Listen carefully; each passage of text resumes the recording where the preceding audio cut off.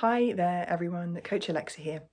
I wanted to talk a little bit today about energy systems. So I'm going to oversimplify things a little bit because there is a lot going on in the way we metabolize food and turn it into energy for our cells. The whole, people that specialize in that area as biologists and medical professionals.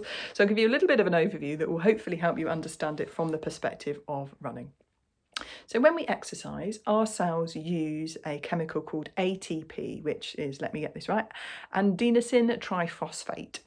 So that is the fuel that our cells are using, when our muscles are working to propel us forwards. They store hardly any of that actually inside each cell. So we've only got enough to keep us going for about a split second, definitely loads less than a second of actual kind of movement. So we need a whole range of different ways of making sure that there's a continual stream of ATP coming into the cells to keep us going. And this is where these energy systems fit in. Broadly speaking, and it is a little bit of an oversimplification, there are three of them. The first one is called our Atp Pc system, or commonly known as the alactic system. So this is what you'd be working on if you were doing power or real top-end speed training.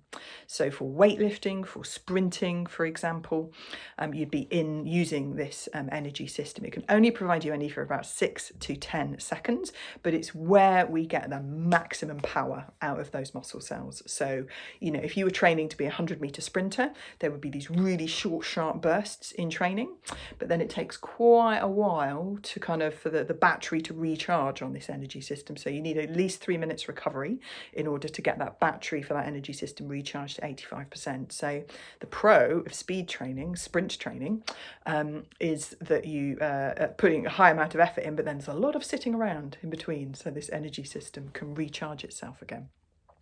You'll notice quite a drop off. You'll only be able to maintain that power with the muscle cells and their fueling, as I say, for that 6 to 10 seconds. So it is really for things like sprints, for weightlifting, for example, where you need that real explosive power. The next energy system that lasts a little bit longer, but not as long as you might think, is our glycolytic system, so our lactate system. Lactate, incidentally, has had a very bad name and has been cleared of all of the bad reputation it's acquired for giving us post-exercise muscle soreness. It's not actually lactate that does that at all. Another byproduct of this energy system alongside lactate is hydrogen ions, which make our blood a little bit more acidic, and that is what causes our post-exercise muscle soreness, not the lactate at all. Lactate, in fact, is very useful because it can be re-fed back in to the energy system as a fuel source again. So lactate is a good thing. In this lactate system, we are using a chemical called glycogen, which is floating around in our bloodstream. It's stored in our muscles and our liver. It's a relatively small fuel tank compared to our final system, which is our oxidative aerobic system. It's a relatively small fuel tank, but definitely a lot bigger than the first one for sprint training. And that glycogen is created predominantly from glucose, so from carbohydrates. So it can only fuel us for about 10 to 90 seconds, depending on how well trained you are at these sort of faster sessions. So if we're running at or above a threshold pace, and I'll come on to what the threshold is talking about in a minute, you're only really truly able to do it for up to 90 seconds in that fueling system.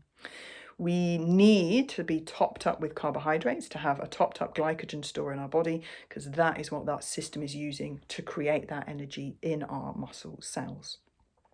So let's segue a little bit onto, lactate thresholds and all of that sort of stuff, and how that translates into threshold pace.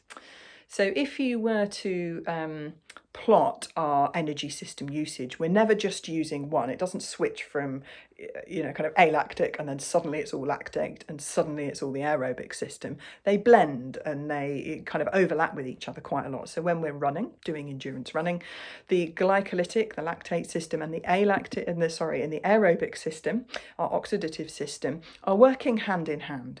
So the slower we are going, the more our aerobic system is working, and gradually, the faster we go, the more slowly that lactate system picks up.